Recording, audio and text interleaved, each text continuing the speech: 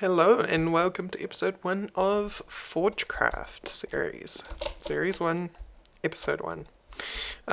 So here I am on Forgecraft 1. There's absolutely no one on, as you can see. But I do have to remember that I need to do this. No. Let's see.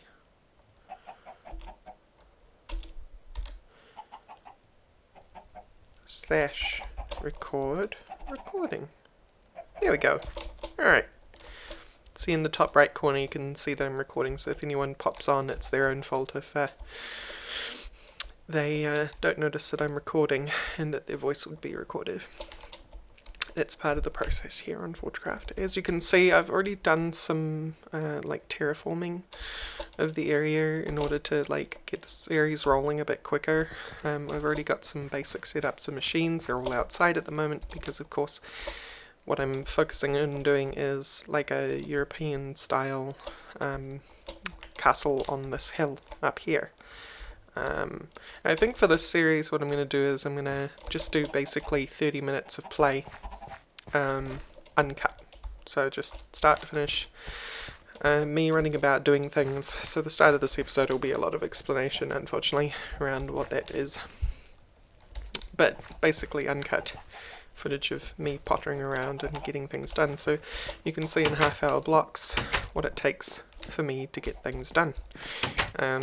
It'll also be easier for me to push out episodes that way as well, because editing takes a lot of work. That's why actually you'll see a lot more Heretic videos going up on my channel lately. It's because while I've been busy setting up Rax Pack 2 and stuff like that, it's been so easy to just play a couple of levels of Heretic, and all I have to do there is render the video. I don't have to edit it, I don't have to do anything to it except maybe raise the overall volume. Hello chickens. So let me explain a little bit of what I've got going on at the base already. I have a basic smeltery for making tools. As you can see, I've already made my tools. I've got the Reaping Reagent, that's my weapon. It's a scythe, so it doubles as being able to pick up crops and things, although I don't really use it for that. I can basically just dig up any kind of like plant matter or anything that's around the place, including getting these off if I put silky on them, but I didn't. I was given a void pickaxe by TTFTCUTS to get me started, as well as these awesome angel fairy wings, which is cool. I made myself some Invar armor, and of course I've got powered tools. Well, these two aren't powered yet because I'm trying to get them down to very low health before I put a battery on them. Got the full set of Tinker's tables. I have every pattern known to mankind. I have extremely basic start of an AE system, although it doesn't really do much at the moment. It's literally just the controller. I've mostly been using it for the charger and the growth accelerator in order to get things started. All of this will be moved into the base at some point. I have an ender generator, which is currently filled with ender eyes, because ender eyes burn for a very long time. This produces exactly the same amount that this produces. This is 8 times survivalist generator. This is from extra utilities, by the way, these 3 things, or all of this stuff here except for the hopper. So if I go survivalist, you've got the 1 times, the 8 times, and the 64 times. 64 times requires a hyper energy transfer node, which requires a bedrockium ingot, and it needs to be made in a QED. But the survivalist generator 8 times requires a normal transfer node, which also needs to be made in a QED, but that's in the workshop that Direwolf already built. And 8 normal survival generators. And basically the way that works is 1 piece of coal gets burnt 8 times as fast, but produces 8 times as much energy. So basically it's like spreading 1 piece of coal between 8 survivalist generators into 1 block. As you know, I'm not a big fan of compacting energy systems, but this is Forgecraft 1, and things just kind of like get done for the sake of getting things done. Because a lot of the time we're trying to test out the new stuff that mod makers are giving us and letting them know what's going on. So this thing is fully charged up at the moment, or rather all these things have nothing to put themselves into. These are all charged up. These will turn on the moment that I need energy. I've got a small amount of witchery crops, the mandrake and the belladonna, and the water artichoke, and that fire, I'll show you what that is in a minute, and wheat to keep me fed on toast. Netherwort, because I need to make some thaumium for certain things. Chickens, because you need eggs for witchery. I really wanted to get into the witchery stuff, but I decided to put that on pause while I sort out an actual base rather than just this hut at the bottom of the hill. So all these plateaus up here can be used for all sorts of things, and this grass is growing really slow. I don't know whether that's a 1.7 thing or not. We will see. I've also needed some magical wood. Magical wood is extra utilities again, to make ender cores. I only got 2 of them by using the magical wood that I got from this. I think I got 19 from 4 feather falling 4 books. I just cannot get the experience I need to make that many magical pieces of wood at the moment. And there's all sorts of things I can do for experience at the moment, but not yet. So I went into the nether, and using a jabber diamond dolly, I went and stole a blaze spawner. So now we've got a blaze spawner down here. And this is an extremely basic setup that I've used basically for every spawner I've ever used to harvest blaze rods. Basically what happens is you attract them by sticking your face up in that area, and they go, oh, I can see you and attack you now. And then they do that. They come down here, and they can't see me here, but I can attack them. Right? And then I pick up blaze rods. So that's how you do it. And that's how I always do it in the nether as well, because you can build one of those around an actual, one of those little plateaus where blaze spawners spawn. And I might show you that at some point in the future of Forgecraft episodes anyway. So what else have we got going on here? Cobble generator. A lot of extra utilities at the moment, because extra utilities streamlines a lot of things for you. And I find it necessary in order to get things going quickly. I've got this resonant flux capacitor for repairing things. I'm not quite up to the point of filling things up with energy yet, as far as my tools are concerned, so it's just sitting there full. My mines are down here, all the way at the bottom. Yeah, the extra utility wings, they allow you to fall as far, it basically gives you creative flight, is what I'm trying to say. I had not noticed these diamonds. That is quite silly. I think what else I'll do on this very first episode is go through some of the mods that we've got on here, so you know what we're going through or what we're testing. Mostly the bleeding edge stuff that we have at the moment is things like IC2, extra utilities, a little bit of Forgecraft, I think. Let's go up to the top and I will go through NEI with y'all. As I said, this episode's mostly going to be me talking, and episode 2 will mostly be building, I think, and then me talking while we build. So in NEI, what have we got? We've got Applying Logistics 2, so we're kind of bleeding edge with that. I'm not entirely sure whether we are using the current version or a version ahead for most of these things, because I'm not quite settled on my 1.7 stuff yet. I have barely been able to get on Forgecraft and barely been able to start getting on with 1.7.10 and 1.7.2 stuff, so I'm kind of not in the know quite yet about what is bleeding edge and what isn't. So Baubles BC, so we've got all the new BC stuff from Space Toad, which is pretty cool. So that includes all the new like stuff, but not the drones yet. We don't have access to the new drone stuff at all yet. Bibliocraft, this I know is not bleeding edge. The version that we have here you can get anywhere. Britannia I think might be. Blood Magic is released basically at the same time that he kind of puts out versions. When you all get the same version, so we're probably on the same version for that as well.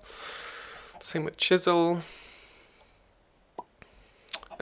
Britannia I think Vazki likes to release here first, let us play a bit, and then get hold of any crippling bugs, so that might be slightly ahead.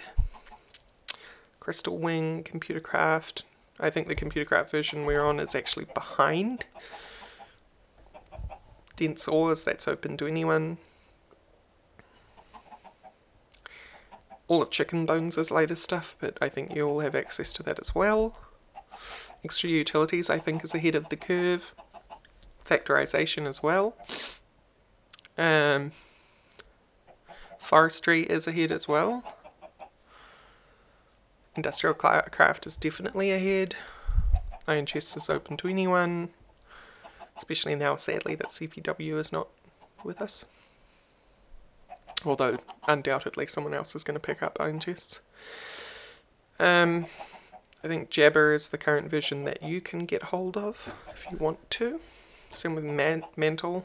Minecraft, well, you're ahead of us with Minecraft. MFFS, this is Manalian's version, not, what's his name? Resin Energy guy. I can't remember his name, that's embarrassing. Mistcraft is, I don't think it's available to you guys. I think this is Forgecraft only at the moment. Please comment if that is incorrect, because I don't use it in Rax Pack 2. I'm not a huge fan of Mistcraft for balance reasons. I like the concept, I'm just not sure of the implementation. Open Blocks I think is ahead. What is that? Golden Egg? I have no idea what that's for. Pam's Harvest is the same version you can get hold of. New Metacraft is ahead. Railcraft I think might be ahead.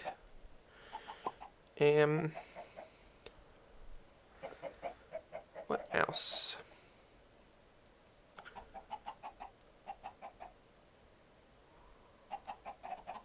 And I think the rest of it is pretty much on par with what you can get a hold of.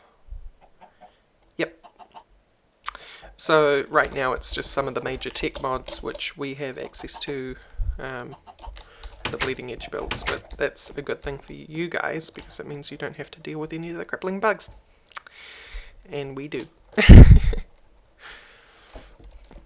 But we're not that far ahead at the moment actually. A lot of these things will be coming out for you guys soon, which will be good. And then we can have a play around.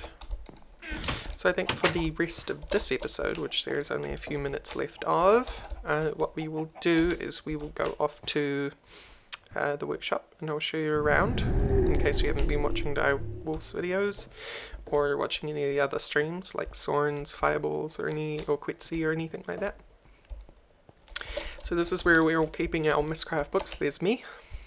This is Soaryn's crazy UU age. That was actually not meant to happen.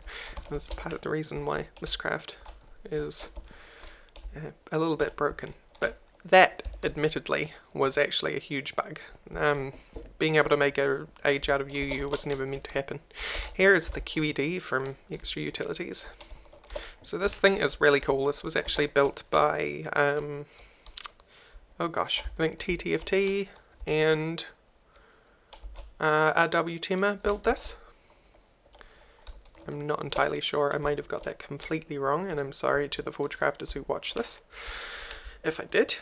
This is obviously Direwolf's extremely ugly platform, and that is some thermic warp that's happening around my screen right now.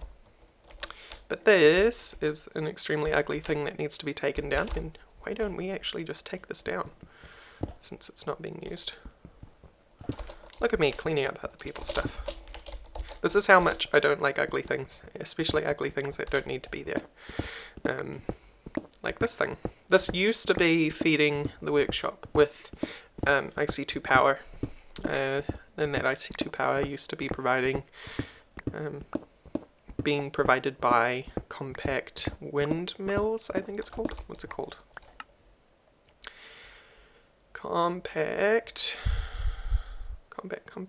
solar? No.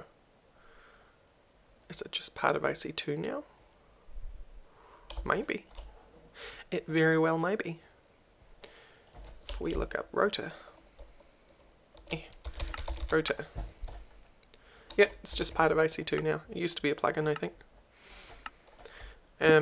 But yes, basically big windmills that produce power, and they produce more power the higher up they are. So Dyer decided to build a nerd pole up to the top and then stick one of them on there without considering any sort of aesthetics. Disc. Really have to teach him about that sort of stuff. Right. So this is a lot of what you're going to be seeing me doing throughout the Forgecraft series, except it's going to be a lot more exciting than this episode, because right now I think it's about 9 AM in the States, because it's 8:45 PM here in New Zealand. So that's the thing. And I'm more likely to be on at times when people are actually on Forgecraft, and I'll be chatting with them, and you can listen in as we chat and get along and do Forgecrafty type stuff in 30-minute bursts. Why 30 minutes? Because 30 minutes is a nice round TV number, and also because it is better for me for doing uploads. Uploads can be a pain in the butt when you live in New Zealand. What else is there to show you in here? Here's all the IC2 machines, along with some factorization ones over there. Here's thermal expansion machines. Here is lasers. I'm sure you've all seen those if you are an avid modder. Down here we have blood magic. Someone has installed a tier 3. 1, 2, 3, 4, tier 4. I always forget the altar by itself is an actual tier of its own. I think this is a well of suffering that's been turned off, or a feathered knife. I'm not sure, I don't know my rituals off by heart. A little bit of Botania set up down here. This thing's really cool, it's from Thormic Exploration. Everfull Urn. It automatically fills things that require water. Like this. If I got a bucket... Do I have a bucket on me? No. If I got a bucket and emptied out that, this would automatically fill it without me having to intervene with the bucket. You can also use it like a infinite water source and take water out of it yourself. And let's take a look at Soaryn's Crazy Age, because I want to show you the ridiculous ocean of UU. For whatever reason, a bug stopped this from being eaten apart by decay. But Soaryn's brother ensured us, Soaryn's brother is the author of Mistcraft, by the way, ensured us that this age would in fact normally eat itself apart with decay the moment that it was created. It just hasn't done so for whatever reason, and he believes he's fixed the bug. Oh look, there's some missing textures. What is that? That's not missing textures, that's tricky. I'm actually quite impressed. Somebody pretended there was missing textures. They use forged microblocks, by the way. These are corner pieces, notches as they're called. Pink, magenta and black. A giant UU symbol over Soaryn and Dyer's base, of course.